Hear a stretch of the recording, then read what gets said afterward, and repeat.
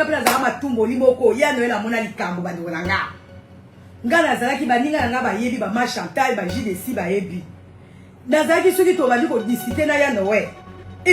nazo yo so mona mutu ba ndolanga ko bete za mabe mais bien so mona mutu ye mo aza ko mitika ba beta ye okobeta nga lelo beta nga kaka lelo ko beta nga so ko betinga te ndolanga na tumbola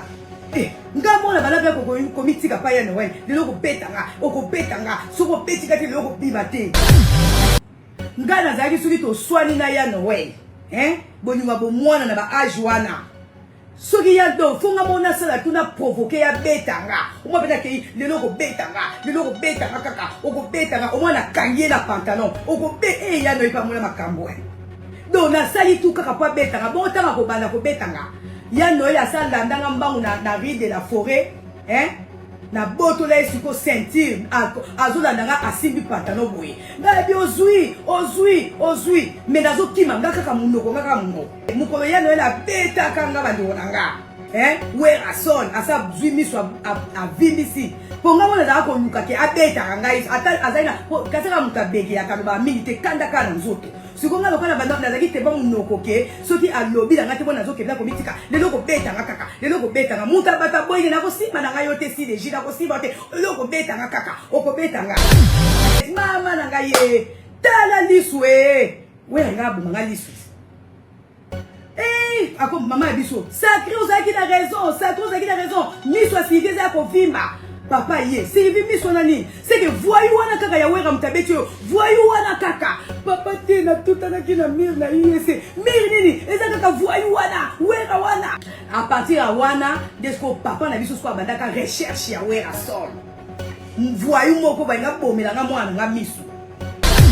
parce que na mané ko tubuka ka bien Noël ako wana mobali sala ki olibala mozo mona kane tazo kosa yo est-ce ko balanga ozo bebisa nga miso ngo boliko yo ngo bebisa nga miso nga ko mbali so balanga te yebe kunya na ko bala yo kaka na ko bala ko bala nga te ngo bomanga miso nga baninga nga suko bana yese ba comprendre que ya Noël abeta nga babi si deji tika pe ko lukotumula mwa mbali batako kane olobate soki suko aboma ki oliswana yo to nga na problème. So inga mona mi pesa la discipline te que non na balanga suko approcher ya Noël te na tango ko swana po aza mutu akanda zaki mutu alobaka na ete omoni yesko kanda na esuka akana nzoto siko ngana zoko ko mitika kaka abeta nga siko na ko beta ona tiake na ko vimisa nga lisu bando nga ata suka alaka nga libala alinga bala nga suko lisu ngoza na problème nga mona mi pesa la discipline nga do ezali ko la forteresse moko boye na renverser que nga mona bi siko soto oswana ya Noël na osuka na kaka na distance batati kukuma bazaka kaka kanda na nzoto na kwa liso na oswana ya Noël mutati kinga te lisu na nga moka ya mo ete kinga na konsenga bila bi na kitona nga boya kwa kitoka bo mona ya obebisa nga miso na kwa liso soto oswana ya Noël na zo kiba.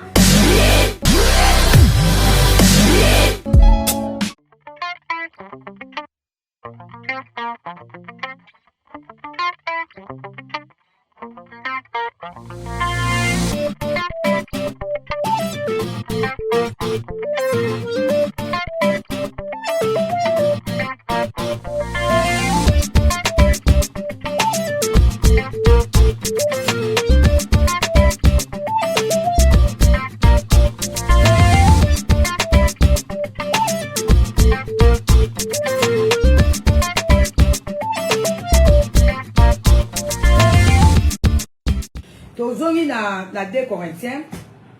parce que kuna les ali base nanga et c'est quand il a eu inspiration. Oh Yesu. Ben c'est du so abalobi.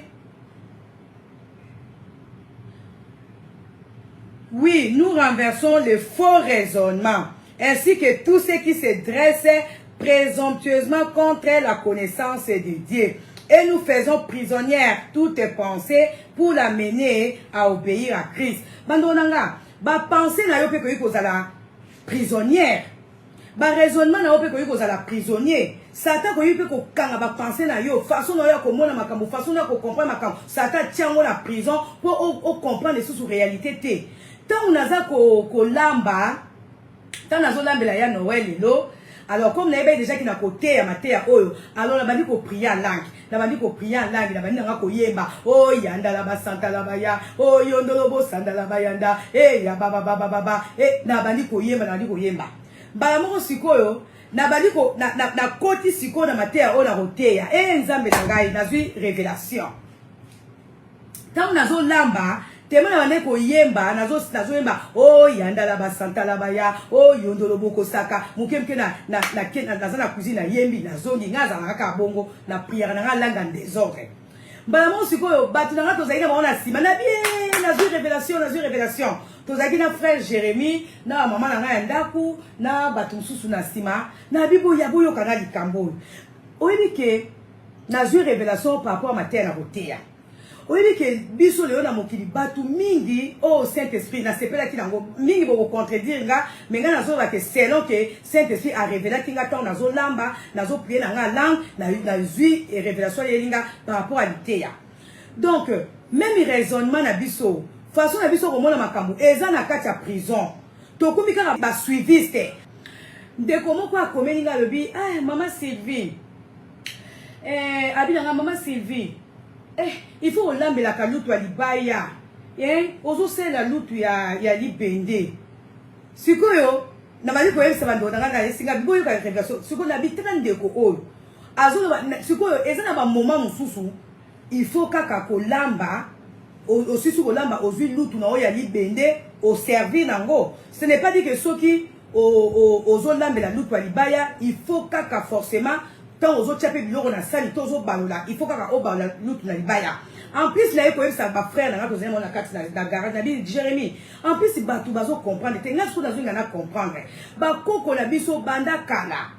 bazaka ko lambela kaka ba lutu oyo sikoyo ngana zonga na comprendre batu ba komite ma bourré ba komite ma prisonnier na ba pensée na ba raisonnement tant mutu azo nga mama Sylvie ko lambela lutu ya libende te mais nzungu oyo ngana zo lambela biloko eza na matière nini. Parce que nous tout et donc servir juste peut-être na ballon quelques minutes ou bien et servir na so biloko na nzungu na tchana sana mais ce que nzungu oyo ngana zo lambela biloko ezali nzungu ya libende ezali nzungu oyo esali presque na même matière na lutu parce que tanyo so wana oyo cuisson ezo sama na nzungu nata oyo ngana zui peut-être 2 minutes ou bien 1 minute ya ko balola biloko na lutu wapi oye koki kosala batu mabe soki peze koki kosala batu mabe. Frère Jérémy a dit maman yo zaka na ba révélation nga bi kasi na utu ko prier langa wa ngalo bi nazo ba la biloko na lutu ya libende ou bien nazo zwa biloko naza ko servir nazo zwa na nzungu nazo tia na sala batu balobi mama saela ka lutu ya libaya do batu bakumika ba suiviste bo saela ka lutu ya libaya bo saela mais siko soki lutu ngo ya libaya ou bien lutu ngo auto saela ka mabende eza peza mabe. Pourquoi depuis longtemps depuis antiquité ba izini nyonso wana et comprenant que lutu wana il faut tout ça la plastique bon banzungu tozo lambela est-ce que zali banzungu ya plastique mama balula ka biloko na lutu ya plastique mama balula ka biloko na lutu ya libaya bon nzungu yo ngana zo lambela fufu nzungu oyo ngana zo lambela pondu nzungu oyo ngana zo lambela mbisi ezali en plastique te bandeko na nga ezali pe ya libaya te d'ailleurs kutu soki nzungu ya libaya ekozika na moto siko tanyo so oyo cuisson ezo sala na tanyo so biloko ezo bela na nzungu ya libende po biloko ezo toka na mai na moto ezo toka na temps peut-être 1 minute onga na zwi kaka lutu na nga na baloli biloko lutu ya libende siko soki mabe ko uta wapi na nzungu na lutu na bi Saint-Esprit ezali moko ya ba raisonnement oyo pesinga na matia oyo il faut ko renverser bando basi biso to koli na banzungu balambela biso na banzungu tie ko koma soso banzungu o bakoko na so za ko lambela kala ya mabele soki lelo bibi place mo bo lambela nzungu wana te eza ba raisonnement kaka po mutu moko larga ki yango ale komi lokola mode komi lokola imposition et komi lokola méthode et komi lokola mode moko bo ba la biloko na nzungu na lutu alinza na lutu amabende te mais nzungu oyo ngai na zo lambela pondu pepe bela bien il faut au moins 2 heures du temps madesu po lemba surtout so somi madesu mabe okokele pe tina ba 3 heures 4 heures sikoyo temps wana no su biloko wana ezo bela na nzungu wana libende eza mabete kaka soki nga na baloli biloko na lutu ya linza ya libende donc batu baza na prison ya ba raisonnement Nabio, merci Saint-Esprit. Donc, bon, moni bande on a combien ce que biso ba nzambe na bato ba biki bazama yele bazali enfermé na kati ya ba prison ya ba raisonnement. Alléluia. J'espère que vous pouvez vouloir en gâter et selon que Saint-Esprit a expliqué kinga. Nazo balola biloko peut-être une minute na loupe na ngai libende olobi eza mabe. Mais nazo lamba madesu, nazo lamba mbisi na nzungu ali bende eza mabete. Tanyo so wana biloko ko bela na nzungu ali bende eza mabete. Taka ko balola biloko na loupe ali bende dans ya wana tozali enfermé na kati ma forteresse. Alléluia. Oh nzamba ça bien. Alors bato mususu baza pe na kati ya forteresse problème na ba autant susu esenga okaka réconciliation. Oyebi que ceux qui besoin na ba problème dialogue ezate conflit division rancune pour na ko bima na forteresse wana il faut kaka ko passer par la réconciliation. Donc bato mingi baza lelo enfermé na ba forteresse ba problème parce que bazo linga ko zwa ba directive oyo nzamba zo pesa te. Ba forteresse mususu e kozala renverser kaka soko ndimi réconciliation, soko ndimi unité, soko ndimi dialogue, soko ondimi ko kabape, soko ndimi pe kozala gentil na pete ke solution kaka nde nazo prier na nga langue. Alléluia. Sœur moko tanti na moko azaki accompagner ki tanti wako tanga bien mapata na sepela na zaka très gentil. Ngabi ah mama, mokilika ya nzambo yo tozala gentil te pona nini. Il faut na la gentil, il faut na comme un problème, na kuta na problème, moko pona comme gentil. Gentil on a comme on a moment na problème. Et ko résoudre pas problème na ngate. Yo mutu faut la gentil dès le bas âge dès moment na o linga ko cultiver gentillesse. Ko luka ko parce que ça ba gentillesse sous mutu a commis gentil kaka parce que ça devant un fait. Et ko la gentillesse moko barricade donc dans la carte à prison ya Satan et ko simba te et ko résoudre te et ko pesa solution te et ko kango la peyote bande konanga oh zamba za bien babi na biso to renverser ba pensée ndonanga to komikaka bato ko penser ba penser na biso et komi lokola donc mutu susu azui penser na ye aye na ngona public pour passer la même position comme lokola eloko moko eza savoir moko zoka tant mususu ye moko pe azana kati ya erreur mais penser na ye la kisi ke yenda aza dans les bons mutu na pe sengeli a renverser ba penser na ye okoyi ko wu mais la temps la ina ba raisonnement moko boye na intelligence moko boye yo zoka ke yondo za dans les bons alors que oza dans les mauvais ceux qui dans les faux il faut bater yo pour obima pe na kati ba raisonnement batumi ba kanga mi ba raisonnement ba faux raisonnement yemo zoka ke azana ba raisonnement bien mais zoka azana ba faux raisonnement. Mayele ya mabe yazoka il se croit intelligent plus que tout le monde nzoka aza mayele te siko mutu bongo aza enfermé ato ebisi ke likambo eza yango te yete maza enfermé aza na kati ya forteresse wana donc forteresse diable akangi atalise ke yenda aza mayele ndonanga ato bio te ya ye akomona kaka yondo oza zoba yango bandongo nanga soki oza sir na oyo yebi kolinga kaka correction nyonso te kolinga kaka ba corriger kaka te tant so mutu azo corriger yo ayebi na ete aza na kati ya forteresse ya ignorance sikoyo ako corriger na ignorance na ye yo po bi eza bongo nzoka yende aza na forteresse ya ignorance ayebi te mais siko aye pa na lokola mutu mayele siko yo mutu oza mayele oyo comprendre ke ndeko na yebi te zongi se na nzela mbala moko loba na yeke yondo yebi bandola nga na tikla yango tante nga soki naza vraiment consciente ke likambo na yebi yango te alors nakondima correction nakondima reproche mais soki nayebi ke conscience nanga e déranger nga te nayebi ke likambo nga na lobby yango mpo na yebi yango alors na yo mutu ozoyebisa nga likambo yango nakotala est-ce que yo moko oza na savoir ya likambo wana alors faut nga siko nasala tu na renverser raisonnement na yo pensée na yo na oyo nga na yebi mpo ozwa oyo ya malamu bando nanga mutu moko akoboya correction te mais batumi bazo corriger batu baza bango moko na kati erreur batu mususu bazo kasa ke bango nde baza na kibosantu zoka bango nde baza na ki satana mutu mususu akotesa na batu ke yenda aza na bonzambe zoka mutu azotala ye pa zomona ke mutu aza na bonzambe te mais ye moko mayele na yezo esa ete ye aza mosantu aza na bonzambe ayebi te ke mutu azotala ye asa comprendre ke aza na ba faux raisonnement ba raisonnement ezotalisa ete ye aza na bonzambe mais ngai nazomona ke aza na bonzambe te yango il faut biso bana nzambe to utilizaka ba verset oyo ya ko renverser ba faux raisonnement bato mosusu faut kaka mpona kodélivre bango esengi kaka renversement ya bapensée ya baraisonnement bando na nga lelo toza na baproblème ebele na mabota na bamisala na bavi na biso parce que toza enfermé na baidée na baimagination lelo motu nyonso akomi kovivre na imagination tozo vivre lisusu selon la parole de Dieu te tozo vivre lisusu selon même savoir oyo yo moko to ngai moko na yebi te tokomi kovivre selon oyo bato balobi bando na nga tokoti na kati ya forteresse sans le savoir. Alléluia. Bato mosusu baza na forteresse ke bayebi ebele donc Satan kangi atalisi abi ke yenda yebi ebele donc bato bayebi mingi bakomi ebele mutu mosusu lolemo na eza lolemo ya nyoka donc soka lobi fo yo yoka kaka mabe soka lobi donc fo bwaka kaka eloko moko neti sora mabe ou bien eloko moko eko ningisa o misisa nzoto nde na aza na prison ya langue na efesa la délier la délivrer donc bazwa lolemo na Satan kangango na kaka prison donc eza bato mosusu lolemo ya nyoka donc soka lobi fo bwaka kaka venin mais ye moko aliyebi te ke tango alobaka ablesaka ou bien tango alobaka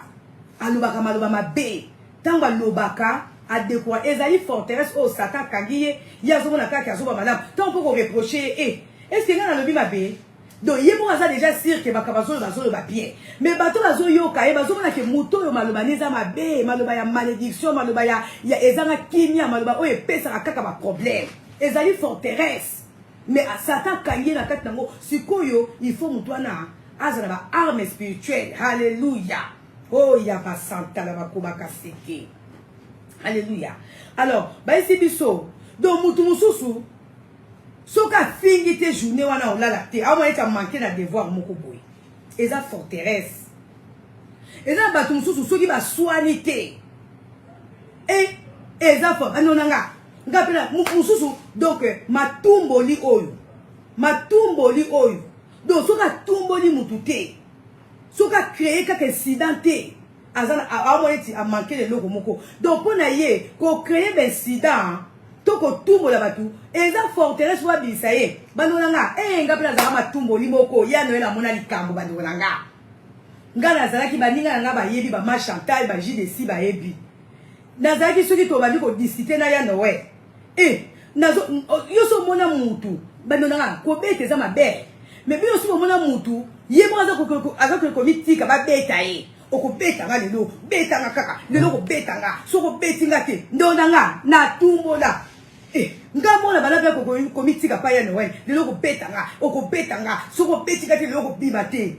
o ma bina ke ya nowe ko aboyi ne makam bandonanga ba forteresse ezala ndenge na ndenge bato soki babundi te baza lezi te oh yesu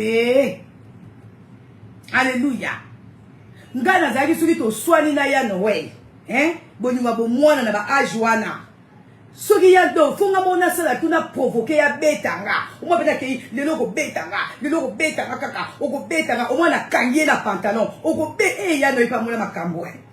donc na sali tu kaka pa betanga bon tanga ko banda ko betanga ya noel asala ndanga mbangu na rue de la forêt na boto la esiko ceinture azolanda nga asimbi pantalon boye nga bi ozui mais nazo kima nga kaka munoko mais na ko comprendre nga bi mukolo ya no la beta kanga bando nanga ponga mona za ko luka ke abeta nga ata azaina kasaka mukabeki ya kaloba mingi te kanda kana nzoto sikonga lokola banda nazaki te ba munoko ke soki alobi nga te bona zoke bla ko mitika lelo ko beta nga kaka lelo ko beta nga muta bata boye na ko simba na nga yote si deji na ko simba te lelo ko beta nga kaka oko beta nga mobali ya batu mukolo susu wana papa sacré o pe asona azaki na ye convalescent sikoyo ngala uteki pa ya nowe swa beta ngai tala liso evimbi loko pe na lata na linette ya misu mama na ngai na bengi Chantal ngai Chantal ngai misu wa evimbi na ozonga na Jamaïque ndenge nini to luka linette Chantal ayelinga tala linette ya munene loko pe papa ebeki na lata na ba linette ya misu ponga na banana nga olata ba linette ya misu banana internat tala ka ba groupe étrogène ba bougie et tout pour la bêtise et puis biso misu bon en tout cas na lata linette ya bomwana na profiter kanga biloko la papa ebiki na lata linette kuna pe wera son asa zui miso a vimisi na zui linecha munene na tie na lisu siko ya no ye moko esali e pasi lisu siko nga lobi na ye siko ozo beta misu nanga est-ce que yo okobala ngai ozo pesa nga misu nanga est-ce que yo okobala ngai misu nanga mama na ngai ya no ya ndiko kanga mawa alobi kasi yo moko mpulingeni na beta yo nga nazali nango kokima yo moko ozo komitika bando nanga sikoyo wana déjà tozala ndako na biso na de la forêt nakendaka nazongaka parce que tozali déjà bafiancé alors na ye sikoyo na alimentation nakuti mama na caisse na binzambe nanga sikoyo misu na koloba nini papa mpe kuna azali na Jamaïque parce que azali convalescent na bino kosala nini bandeko bino ozomona moto alati ilete ya mwindu ata na 23h sikoyo nalati ilete ya mwindu papa mpe kuna kaka Sylvie, yako linete ya mwindu ti ero papa te misu nazomona bien te papa misu nazomona bien te papa sope kwa zaki yanke abi mama Sylvie nazomona mwana au clair te lobani na sa misu na kaka banda tongo ti akena okota na shamba za kana linete zonga ngana bomba ka ya no la sa vivi sanga lisu bando nanga ngamo mna zaki mutu ko provoquer nazaka na kacha forteresse ba beta kaka soki ya no la betinga te na za leste Souvent, mon sousou, papa la biso abi non. Comment ça fait 5 jours, moi, nous, avons karamaka na linette. Na bande ka ko leka, na ke na cuisine. Papa, maman la biso déjà ça soit qui,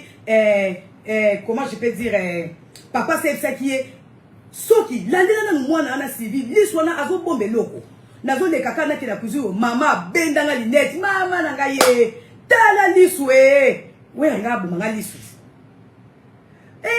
Comme maman biso sacré ozaki na raison miso asivie za kovimba papa ye sivi miso nani c'est que voyou wana kaka ya wera mtabeti yo voyou wana kaka papa te na tutana kina mir na yese mir nini eza kaka voyou wana wera wana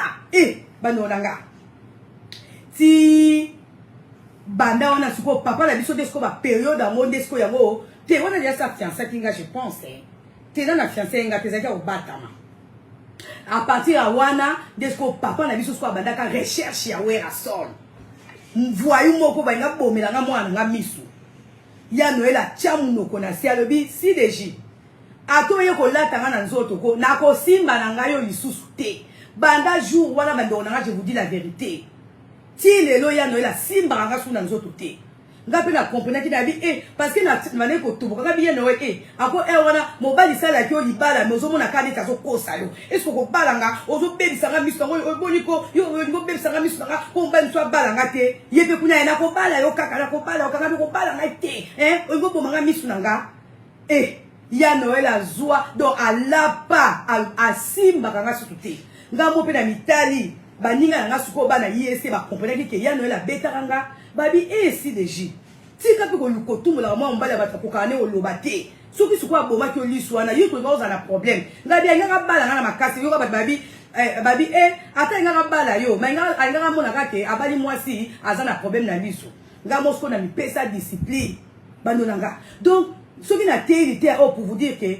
forteresse mususu ndeko nanga yo mwasi ndo mobali faut mi pesa discipline pour aucun la manango so inga mona mi pesa la discipline te que non na bananga su ko approcher ya no ete na tango ko swana po azamu ko akanda zaki mutu alobaka na ete omoni yesko kanda na yesu ka akana nzoto siko ngana zoko ko mitika kaka abeta nga siko na ko beta wana tiake na ko vimisa nga lisu bando nanga ata soka alaka nga libala nga bala nga siko lisu nga na problème nga mona mi pesa ka discipline nga do ezali ko la forteresse moko boye na renverser ko nga mona bi siko soto oswana ya Noël na osuka nga kaka na distance bataki kukuma bazaka kaka kanda na nzoto na ko biso na oswana ya Noël mutate kinga te lisu nga moka ya mo ete kinga na ko senga bi na kitona nga boya ko kitoka bo mona ya obelisa nga miso na ko soto oswana ya Noël na zo kiba siko ngala komi ko kiba siko ya komi siko soki bo swani azoya siko vers yo siko ndena zai ko kende ko mitika na komi siko ko kiba mais liboso ya zai ne ko kima ko beta ngala ko ko mitika siko ngai siko na komi ko kima ye ndolanga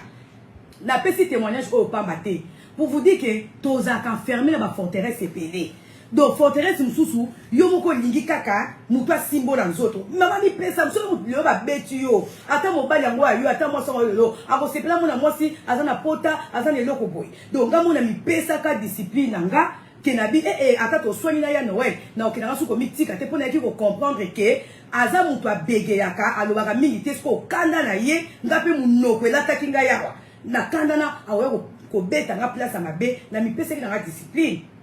mandona nga yawa tozo mona ke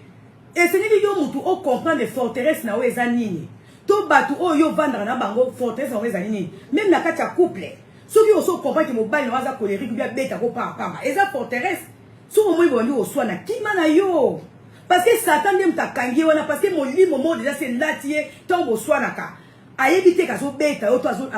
ayebite ka so soma batu mususu asali mabenda ko comprendre ka sali mabe mais ali forteresse Alléluia. Ho yanda bakoba kasaka la bakoba kasiki. Bandonanga, forteresse ezali mir moko solidement fermé que ceux qui m'ont renversé en route moyo bima na kati ezate. To kanga mina makambo moko boye. Alors, ba arme oyo ko sunga biso to bima na kati ba forteresse wana ezali ni. En tout cas, tant on a préparé matière nanga, d'abord la parole de Dieu. Parole de Dieu, ezali arme efficace. Mutu mususu au PC conseil à koyokate, au PC ka verset biblique, ata boyango, mais ça c'est koti. Mukom susu a ko raisonner ngo bateya ka likambo yoba. On a eu solution ou bien à réfléchir. Donc la parole de Dieu, ezapé arme, ouais c'est na biso to renverser ba forteresse. Hein? Bizale na biso pe, ba susu par orgueil, te ba orgueil la tailler. Ato teya koyokate. Mais pese kaka parole de Dieu que la parole de Dieu déclare que mutu ayo karate mutu atambola mabe ay ba ke suka na wa okuta na likam siko yebo ka ko comprendre atazo yo kate mais parole na lozo ngela ba bateya ki likamo ba bi ke suki na tikite na okuta o mona muke yebo ka ba ndiko changer pourquoi parce que parole les okola épée et kota ki et traverser ba jointure et traverser la parole de Dieu ezali armée o e renverser capé ba raisonnement. Le nom de Jésus, alléluia, oh Yabasanta, oh merci Seigneur. Comment y a Yesu pe ezali arme efficace pour renverser la forteresse. Na comment na Yesu ko yiko kwesa orgueil, na comment na Yesu ko yiko boya mabe, na comment na Yesu ko yiko pamela mabe, mutalobi na mabe yo pe na comment na Yesu zongise li retour à l'extrémitaire. Ezali pe arme. Makila Yesu, ezali pe arme, o esunga biso. To bima na ba forteresse, to bima na ba prison molimo, to bima na zone de ba prison ba forteresse ya molimo. Mutu mususu ye moko amikanga mi na molimo, azomona ke soka sali makabuko simba te. Aza déjà na prison. Si vous faut otali saye ke nzamba lobi na ko pambola misala maboko na yo. Eza déjà arme ya parole. A ko comprendre oh nzamba lobi o pambola misala maboko nga. Alors tika na sala po nzamba pambola nga. Nzamba lobi banona bo limbisanga mutoke kotika na misu. Haleluya. Ndeko mususu azobanga kolona tozwa ka exemple moko o eza nango peut-être terre à terre mais eza important. Mutu mususu po lona azobanga bi est-ce que so na loni ko bota na banga na ko lona so na loni tant tout se ko beba d'ailleurs balobaka ke so ko loni bilo so ko bima complet ko bima te. Mais lona qu'est-ce que la parole de Dieu te dit? Le banzambe lobini to ko lona pe to ko buka. Na ko lona parce que nzambo bina ngana lona pe na ko buka. Donc na ko tia parole ke na ngabi nde baba abo risque péril mais tiens no banzambe ke de défendre yo pama sala oyo ko sala. Ba tuzu ba kami na forteresse ya complexe. Azo na ke so ka sele no mo ko simba te ba ko chola bandonanga. Il faut qu'on renverse yango. Il faut qu'on saute premier na lilo banzambe. Makila Yesu, ezali pe arme o esungaka biso, to buka ba forteresse ma pensée ma raisonnement. Alléluia, oh Jésus-Christ de Nazareth. Parce que forteresse ezali solidement bien fermé, ezali fermé Yoko yesanga ndonanga. Ba forteresse ba mir kutu oyo ba tonga na ba moelo soki combien de tonnes na mabele pona ko buka ngo eza facilité. Bon siko forteresse a molimo. Yoko renverser na mbeli na mabanga papa na biso dépôt na ye asalaka ngo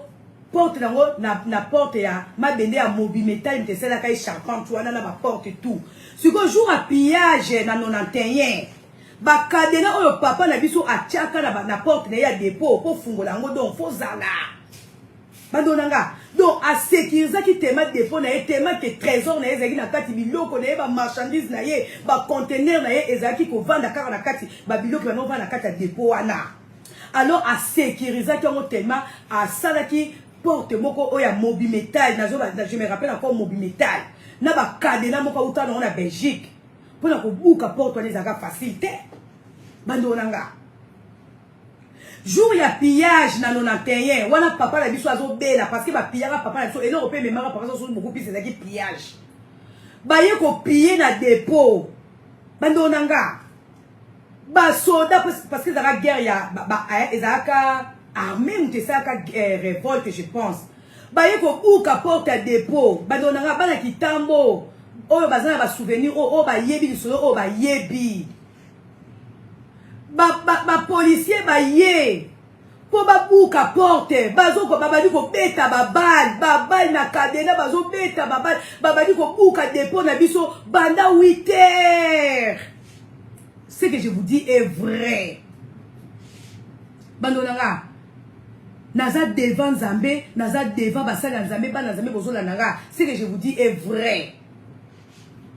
Babadi ko beta dépôt na biso ba balle. Kuna papa za maladi tozo protéger aye ba teke bazo piller biso. De 8 heures. Tina 13 heures. Ba ko réussir ko buka ba cadena. Biloko badi ko bima na dépôt kaluka oyo bazwa biloko na biso ezokende. Wana général Maëlle ami ya papa. Yepe a contribuer na ko lukaka ya Noël po papa baki voyou moko bazo aotumisa mwana nga. Bando nga ya na moya makam. Général Maëlle pe a son âme aussi. Atambola na photo wera na voiture parce que azotumisa mwana muninga na ye. Sikoyo biloko biloko badi ko 13 heures. Biso tozaka asiba ko buka ka te ba ko lemba ba ko tika. Siko papa vandi na ndako na Jamaïque na ba mur na biso azomona ba bando eloko na yo eza yo azomona sikoyo bato akaluka bazoleka na ba pareil ménager ba pareil ba biloko papa na biso intuition esali parce que tolingaki te ayeba ki bazo piller awali ko bela siko ba sentinelle tabi oh mais biloko nazomona ezolekawa oui eza biloko na ngati est-ce que ba piyenga bato babite boss ba piller yo te na sacré ba simbité kuna kutu ba kokite. Et mon papa lui calme a dit oui parce que sécurité on a tient la porte na ba okokate mais biso mo déjà to yeba ki basi ba piller biso papa zo mona biloko ezokota na kaluka abi me ba marchandise on azomona oyo ba carton oyo mais oyo eza biloko na ngati mo biso to tena kitamo to zo tali ba zo piller biso moko oyo zo tala papa Mukeke papa tuni Sylvie ba payer papa te ba payer te mais biloko na zo mona ezokota na Jamaïque eza biloko na ngati bite papa ba payer te bandonanga. Suko imprudence moko to salaka suko wana je me rappelle général Maëlle tant azoluka ko placer ma sécurité aye ko se souvenir après pas ya sacré na tie sécurité te parce que général Maëlle azali l'aime sous des temps ma poko mususu azwa ko lekisa ba RNA na bureau papa aye ko se souvenir et pas ya sacré ya ke ko tie sécurité na porte alimentation mais abosa na ki na dépôt esika wapi motema ya mutu na ezalaki. Tant qu'on a placé ma soda d'alimentation, déjà dans le dépôt va plier. Si vous avez pris dans ce moment et la kibiso, biso no so siko to kumba na loenge to so tala wana to za bana to so lela biloko na biso papa Gigi na ete so kazaka ka papa Gigi ou alimentation Gigi. Yépe ba piller qui était ma siko alobi loko ba piyenga na kenanga ko se consoler pas ya sacré papa Gigi kuna na chibangwana a dusoli nzela Jamaïque makolo aye na ndako kuna Jamaïque imprudence mutu azaki te siko papa batus bazaki kaka attirer na pillage siko santé azaki là monika oh c'est moi papa Gigi et tout ba moko a sali imprudence à côté si papa Gigi ba mo papa alors que papa zaki la ba repos médical et tout et puis tozo protéger to bi non le quoi papa zo bela bo il faut pas kaye ba ki ba piller